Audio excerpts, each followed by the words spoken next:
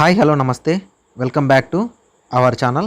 ఈ వీడియోలో నీట్ 2022 పీజీకి సంబంధించిన కౌన్సిలింగ్ ప్రాసెస్ ఎలా ఉంటుందో స్టెప్ బై స్టెప్ ఎక్స్ప్లెయిన్ చేస్తాను. మనకు 2021లో ఎలా జరిగిందో అలానే 2022లో కూడా జరుగుతుంది. దాంట్లో కౌన్సిలింగ్ ప్రాసెస్లో ఎలాంటి మార్పులు అనేవి ఉండవు. మీకు కౌన్సిలింగ్కి ఎవరు ఎలిజిబుల్, ఎవరు నాట్ ఎలిజిబుల్, కౌన్సిలింగ్ ప్రాసెస్ ఎలా ఉంటుంది, రిజిస్ట్రేషన్ ఫీ ఏంటనేది క్లియర్గా ఎక్స్ప్లెయిన్ చేస్తాను. వీడియోనైతే చివరిదాకా చూడండి. సో మీకు ఒక క్లారిటీ అని వస్తుంది. మీకు అర్థమైతే మీరు సబ్స్క్రైబ్ చేయకన్నా పర్లేదు ఛానల్ని. మీ ఫ్రెండ్స్ ఎవరైనా ఉన్నట్లయితే వాళ్ళకి షేర్ చేయండి. కౌన్సిలింగ్ జరిగేదానికన్నా ముందే కౌన్సిలింగ్ ప్రాసెస్ అనేది తెలుసుకుంటే మీకు చాలా ఈజీ అయిపోతుంది. మీకు తెలిసినప్పటికీ కూడా ఒక 5 మినిట్స్ కేటాయించి ఈ వీడియో అయితే చూడండి. సో ముందుగా కౌన్సిలింగ్కి ఎవరు ఎలిజిబుల్, ఎవరు నాట్ ఎలిజిబుల్ అని మాట్లాడుకున్నట్లయితే ఆంధ్రప్రదేశ్లో 2 రీజియన్స్ ఉంటాయి.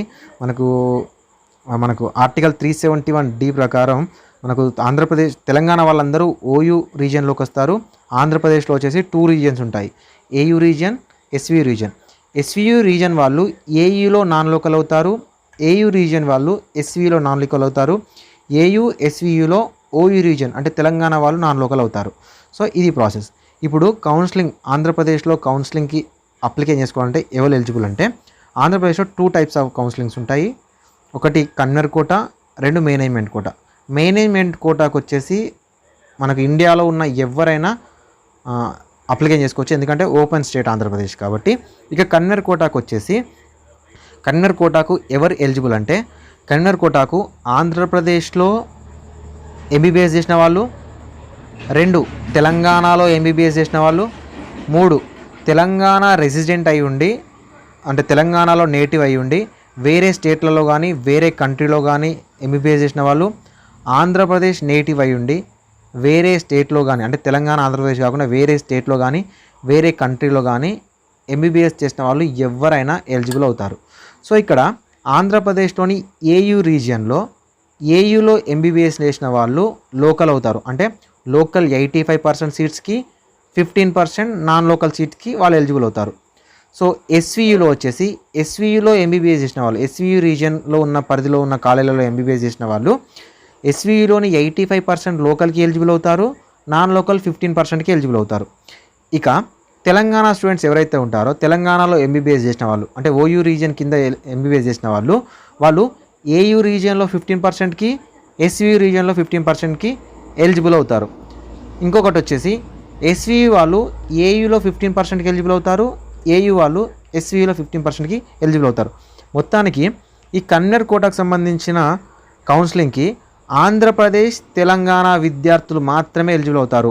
ఆంధ్రప్రదేశ్ తెలంగాణ విద్యార్థులు అయ్యుండి ఆంధ్రప్రదేశ్ తెలంగాణలో ఎంబీబీఎస్ చేసిన వాళ్ళు కానీ, ఆంధ్రప్రదేశ్ తెలంగాణ నేటివ్ అయ్యుండి వేరే కంట్రీలో కానీ వేరే స్టేట్స్లలో కానీ ఎంబీబీఎస్ చేసిన వాళ్ళు అర్హులు అవుతారు. ఇది ఎవరు అర్హులు ఎవరు అర్హులు కాదు అనేది మ్యాటర్. ఇక మనకు కౌన్సిలింగ్ ప్రాసెస్ గమనించినట్లయితే కౌన్సిలింగ్ ప్రాసెస్ వచ్చేసి 3 స్టేజెస్ ఉంటుంది. సో ఫస్ట్ స్టేజ్ వచ్చేసి మనకు రిజిస్ట్రేషన్ ప్రాసెస్. సో రిజిస్ట్రేషన్ తర్వాత మనకు వెబ్ ఆప్షన్స్ ఉంటాయి, వెబ్ ఆప్షన్స్ తర్వాత అడ్మిషన్ ప్రాసెస్. సో మనకు రిజిస్ట్రేషన్ సంబంధించి రిజిస్ట్రేషన్ నోటిఫికేషన్ ఇచ్చే ముందు మనకు నీట్ పీజీ ఎంతమంది క్వాలిఫై అయ్యారు ఆంధ్రప్రదేశ్లో అని ఒక మెరిట్ లిస్ట్ అనేది రిలీజ్ చేస్తారు. ఈ మెరిట్ లిస్ట్లో ఉన్నవారు ఎవరైనా కూడా నీట్ రిజిస్ట్రేషన్ అయితే చేసుకోవచ్చు. ఏపీలో NTRHS నుంచి వచ్చే నోటిఫికేషన్కి రిజిస్ట్రేషన్ చేసుకోవచ్చు. సో ఈ రిజిస్ట్రేషన్ చేసుకోవడానికి మీకు కావాల్సిన సర్టిఫికేట్స్ వచ్చేసి మనకు NEET PG 2022 score card, SSC memo, మనకు MBBS degree, MBBS study certificate, so మనకు internship certificate, permanent or temporary medical council registration certificate. So మనకు వచ్చేసి సిద్ధార్థ మెడికల్ కాలేజ్ చదివినట్లయితే ఇంటర్మీడియట్ 6th to ఇంటర్మీడియట్ వరకు study certificates. So 10 years residence proof. ఎవరైతే 15% సీట్స్కి eligible అవుతారో వాళ్ళు residence proof చూపెట్టాలి. అంటే మీరు ఏపీ వాళ్ళు అయి ఉండి వేరే స్టేట్లలో చదివినట్లయితే అంటే వేరే స్టేట్లలో ఎంబీబీఎస్ చేసినట్లయితే మీరు రెసిడెంట్ ప్రూఫ్ చూపెట్టాల్సి ఉంటుంది. సో దాంతోపాటు ఎంప్లాయ్మెంట్ సర్టిఫికేట్ ఆఫ్ పేరెంట్. ఇక్కడ ఎంప్లాయ్మెంట్ సర్టిఫికేట్ ఆఫ్ పేరెంట్ అంటే ఫర్ ఎగ్జాంపుల్ ఒక మహారాష్ట్ర క్యాండిడేటు ఏపీలో కానీ తెలంగాణలో కానీ ఒక 10 సంవత్సరాల నుంచి సెంట్రల్ గవర్నమెంట్ కానీ జాబ్ కానీ చేస్తుంటే వాళ్ళ పిల్లలు వేరే స్టేట్లలో చదువుకున్నా కూడా వాళ్ళు తెలంగాణలో కానీ ఆంధ్రప్రదేశ్లో కానీ అప్లికేషన్ చేసుకోవడానికి ఎలిజిబుల్ అవుతారు. సో అందుకోసం ఎవరైతే ఎంప్లాయ్ ఉంటారో వాళ్ళ యొక్క employment certificate, caste certificate, minority certificate దగ్గర చాలామందికి డౌట్స్ ఉన్నాయి. సపరేట్గా మైనారిటీ సర్టిఫికేట్ ఏమైనా తీసుకోవాలంటే సపరేట్గా మైనారిటీ సర్టిఫికేట్ అంటూ తీసుకోవాల్సిన పని లేదు. మీకు ఏదైతే మీ సేవ నుండి బీసీఈ క్యాస్ట్ సర్టిఫికేట్ ఉంటుందో అది మైనారిటీ సర్టిఫికేట్గా ఎలిజిబుల్ అనేది అవుతుంది. ఈడబ్ల్యూఎస్ సర్టిఫికేట్ ఉంటే EWS certificate, Aadhaar card, pH candidates, service candidates ఎవరైతే ఉంటారో service candidates, so local status candidate certificate, candidates latest passport size photo మరియు వచ్చేసి సిగ్నేచర్. సో ఇవన్నీ కూడా ఇందులో మ్యాండేటరీ ఉంటాయి. సో కొన్ని మ్యాండేటరీ కానీ ఉంటాయి. ఖచ్చితంగా 500 KB బిలో ఉన్న వాటిని మాత్రమే యాక్సెప్ట్ చేయడం జరుగుతుంది. చాలా వరకు స్టూడెంట్స్ చేసే తప్పులు ఏంటంటే సర్టిఫికేట్స్ అనేవి కరెక్ట్గా అప్లోడ్ చేయకపోవడం వల్ల మీకు ప్రొవిజనల్ మెరిట్ లిస్ట్లో పేరు లేకపోవడం, కొంత గందరగోళానికి గురి కావడం.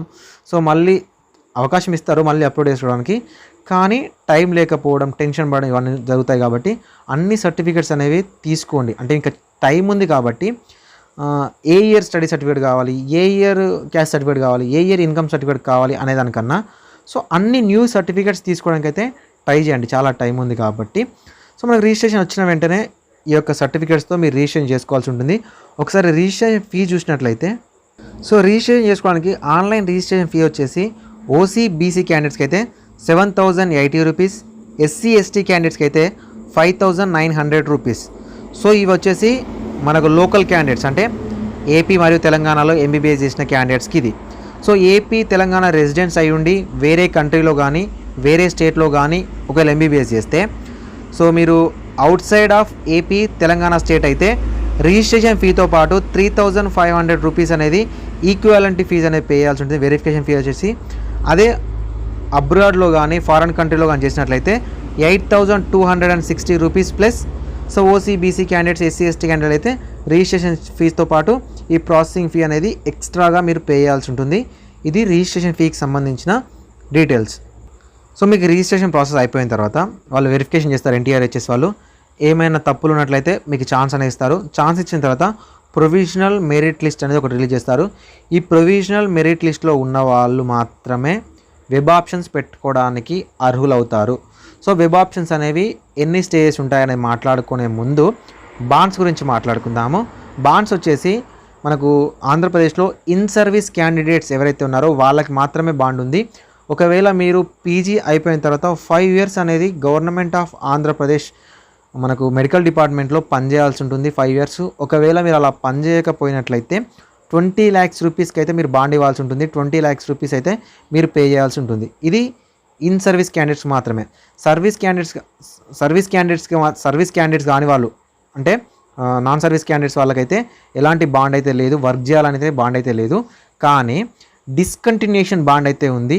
ఒకవేళ మీరు కోర్సు డిస్కంటిన్యూ చేస్తే 3 lakhs rupees plus 18% GST plus 3 years మీరు NTRHS నుంచి డిబార్ చేయడం జరుగుతుంది మిమ్మల్ని. దాంతోపాటు కోర్స్ని ఆన్ టైంలో మేము కంప్లీట్ చేస్తామని కూడా ఒక 3 lakhs బాండ్ అయితే ఇవ్వాల్సి ఉంటుంది. అది ఇన్ సర్వీస్ వాళ్ళైనా నాన్ సర్వీస్ వాళ్ళైనా ఈ బాండ్స్ అయితే ఇవ్వాల్సి ఉంటుంది. So only in service candidates మాత్రమే 20 lakhs రూపీస్కి జస్ట్ బాండ్ ఇవ్వాల్సి ఉంటుంది. దీనికి ఏం డబ్బులు మీరు పే చేయాల్సిన అవసరం లేదు. ఇక మనకు వెబ్ ఆప్షన్కి సంబంధించిన 2021 ఒకసారి గమనిస్తే వెబ్ ఆప్షన్స్ అనేవి మనకు రౌండ్స్ అనేవి డిపెండ్స్ ఆన్ వేకెన్సీ ఉంటాయి. 2021లో 4 phases జరిగాయి. 4 phases తర్వాత 3 మాపప్స్ జరిగాయి. 3 మాపప్స్ తర్వాత ఒక స్టే వేకెన్సీ అయితే జరగడం జరిగింది. So phase 1, phase 2, phase 3, phase 4 ఈ phase 1, phase 2, phase 3, phase 4కి ఎవరైనా ఎలిజిబుల్. అంటే మనకు మెరిట్ లిస్ట్లో ప్రొవిజనల్ మెరిట్ లిస్ట్లో ఉన్న స్టూడెంట్స్ ఎవరైనా కూడా వీటిలలో ఎలిజిబుల్. ఈ 4 phases వెబ్ ఆప్షన్స్ అనేవి పెట్టుకోవచ్చు. మీకు phase 1లో ఒకవేళ సీట్ వచ్చి మీరు జాయిన్ అయిన తర్వాత మళ్ళీ అప్గ్రేడ్ పెట్టుకోవాలనుకుంటే phase 2కి అప్గ్రేడ్ పెట్టుకోవచ్చు. phase 2లో సీట్ వచ్చినా ఇంకా కూడా phase 3కి అప్గ్రేడ్ పెట్టుకోవచ్చు. phase 3లో సీట్ వచ్చినా కూడా phase 4కి అప్గ్రేడ్ పెట్టుకోవచ్చు. ఈ 4 phases వరకు మీకు ఎక్కడ సీట్ వచ్చినా అప్గ్రేడ్ పెట్టుకోవడానికి అవకాశం ఉంటుంది. కానీ phase 1, phase 2 తర్వాత phase 3కి వచ్చేసరికి మీకు ఆల్ ఇండియా కోటాలో కానీ లేకపోతే తెలంగాణలో కానీ ఒకవేళ సీట్ వచ్చినట్లయితే మీరు phase 3 ఆంధ్రప్రదేశ్కి ఎలిజిబుల్ అవ్వరు. ఎందుకంటే అక్కడ మీరు విత్డ్రా చేసుకుంటారు. phase 2లో అక్కడ విత్డ్రా చేసుకున్న తర్వాతనే మీరు వేరే స్టేట్లలో జాయిన్ అవుతారు. కాబట్టి మీకు phase 3, phase 4లో phase 2 తర్వాత ఉన్న క్యాండిడేట్స్కి ఎలిజిబిలిటీ అనేది ఉండదు, ఎందుకంటే సీట్ బ్లాకేజ్ అనేది చేయొద్దు కాబట్టి ఫేజ్ 3 ఫేజ్ 4లో ఎలిజిబిలిటీ అనేది ఉండదు. ఒకవేళ ఆంధ్రప్రదేశ్లోనే మీరు కంటిన్యూ అవుతుంటే ఫేజ్ 1 ఫేజ్ 2 ఫేజ్ 3 ఫేజ్ 4 ఇలా కంటిన్యూ అవుతుంటే మీరు ఫేజ్ 4 వరకు ఎలిజిబుల్ అవుతారు. ఫేజ్ 4లో మీకు సీట్ వస్తే ఖచ్చితంగా జాయిన్ అవ్వాలి. ఒకవేళ మీరు జాయిన్ కానట్లయితే 3 lakhs రూపీస్ అయితే పే చేయాలి. మీరు జాయిన్ అయినట్లయితే ఇక్కడితో మీ కౌన్సిలింగ్ అనేది ఎండ్ అయినట్లే. ఓకేనా? ఫేజ్ 1 ఫేజ్ 2 ఫేజ్ 3 ఫేజ్ 4 ఈ 4 ఫేజెస్లో మీరు జాయిన్ అయితే మీ కౌన్సిలింగ్ అనేది ఇక్కడితో ఎండ్ అయినట్లే. మీకు ఎక్కడ సీట్ వస్తే అది మీ ఫైనల్ సీట్. మీరు ఒకవేళ డిస్కంటిన్యూ చేద్దాం అనుకున్నా కూడా ఫ్రీ ఎగ్జిట్ అనే నోటిఫికేషన్ లోపు మీరు డిస్కంటిన్యూ చేయకపోతే మీకు ఫేజ్ 4లో సీట్ వచ్చి జాయిన్ అయితే మీరు ఒకవేళ డిస్కంటిన్యూ చేయాలనుకున్నట్లయితే 3 lakhs రూపీస్ అయితే పే చేయాల్సి ఉంటుంది. ఇక ఈ ఫేజ్ 4 ఫేజ్ అయిపోయిన తర్వాత ఇంకా సీట్స్ వేకెన్సీ ఉంటే మనకు మాపప్ నోటిఫికేషన్ ఇస్తారు. సో మాపప్ నోటిఫికేషన్కి మనకు వెబ్ ఆప్షన్ పెట్టుకోవడానికి సో ఈ అన్ని రౌండ్స్కి కూడా ఒకే ఒక సింగిల్ రిజిస్ట్రేషన్ ఉంటుంది. రిజిస్ట్రేషన్ మాత్రం సింగిల్ రిజిస్ట్రేషన్ ఉంటుంది. దాని తర్వాత మీరు రిజిస్ట్రేషన్ చేసుకోవాలంటే కోర్టు ద్వారా వెళ్ళి సపరేట్గా రిజిస్ట్రేషన్కి అవకాశం ఇస్తారు, కానీ సో మళ్ళీ సపరేట్గా రిజిస్ట్రేషన్ నోటిఫికేషన్ అయితే ఉండదు. మాపప్కి కూడా మీకు వెబ్ ఆప్షన్ సంబంధించిన సింగిల్ అంటే 1 time వెబ్ ఆప్షన్స్ మాపప్కి జరిగే అన్నిటికి కూడా సింగిల్ 1 time వెబ్ ఆప్షన్స్ ఉంటాయి. మాపప్ 1 2 3 ఇలా మీకు వేకెన్సీని బట్టి కంటిన్యూ అవుతూ ఉంటాయి. సో మాపప్ 1లోనే మొత్తం సీట్స్ ఫిల్ అయితే మాపప్ 2 మాపప్ 3 అనేది కండక్ట్ చేయరు.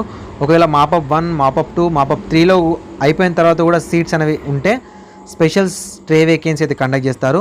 సో ఇందులో మాపప్లో కానీ ఫేజ్లో కానీ సీట్ రాని వాళ్ళు ఎవరైతే ఉంటారో రిమైనింగ్ సీట్స్కి అర్హులు అవుతారు. వీటన్నింటికి కూడా సింగిల్ రిజిస్ట్రేషన్ ఉంటుంది. సో మీకు ఏ రౌండ్లో సీట్ వచ్చినా కూడా ఓకేనా, ఏ రౌండ్లో సీట్ వచ్చినా కూడా అలాట్మెంట్ డౌన్లోడ్ చేసుకోవడానికి 20,600 రూపీస్ పే చేసి 1 time అంటే మీకు ఫేజ్ 1లో సీట్ వచ్చిన తర్వాత 20,600 పే చేసి మీరు అలాట్మెంట్ డౌన్లోడ్ చేసుకుంటే మీకు ఫేజ్ 4 వరకు మీకు వేరే కాలేజ్ అప్గ్రేడ్ అయినా కూడా మీరు ₹1 మళ్ళీ ఫీ పే చేయాల్సిన పని లేదు. అంటే రిజిస్ట్రేషన్ ఫీ యూనివర్సిటీ ఫీ అనేది పే చేయాల్సిన పని లేదు. ఇది నాన్ రీఫండబుల్. 20,600 రూపీస్ ఏదైతే ఉందో ఇది నాన్ రీఫండబుల్, మీకు తిరిగి ఇచ్చేయడం ఉండదు. సో ఈ అలాట్మెంట్ డౌన్లోడ్ చేసుకొని నేను ఏవైతే సర్టిఫికేట్స్ చెప్పానో ఈ సర్టిఫికేట్స్ అన్నీ తీసుకొని ఒరిజినల్స్ తీసుకొని మీరు కాలేజ్కి వెళ్ళి కాలేజ్ ఫీ ఎంతైతే ఉంటుందో మనకు 4 lakhs ప్లస్ ఉంది, ఆ 4 lakhs ఫీ మీ పే చేసి మీరు జాయిన్ అవ్వాల్సి ఉంటుంది. మీకు కాలేజ్ టు కాలేజ్ అప్గ్రేడ్ అవుతుంటే మీ యొక్క సర్టిఫికేట్స్ మీ యొక్క ఫీజు డీడీస్ అన్నీ మీకు రిటర్న్ ఇచ్చేస్తూ ఉంటారు. వాటిలో ఏం ప్రాబ్లం అయితే లేదు. సో మీకు ఇంకా డీటెయిల్స్ కావాలనుకున్నట్లయితే నేను 2021 సంబంధించిన ప్రాస్పెక్టివ్స్ అనేవి డిస్క్రిప్షన్లో ప్రొవైడ్ చేస్తాను, అక్కడి నుంచి మీరు చూసుకోవచ్చు. మీకు అర్థమైంది అనుకుంటున్నాను. ఇంకా మీకు ఏమైనా డౌట్ ఉంటే కింద కామెంట్ సెక్షన్లో కామెంట్ చేయండి. వీడియో మీకు నచ్చింది అర్థమైంది అనుకున్నట్లయితే మీ ఫ్రెండ్స్కి షేర్ చేయండి. Thank you for watching this.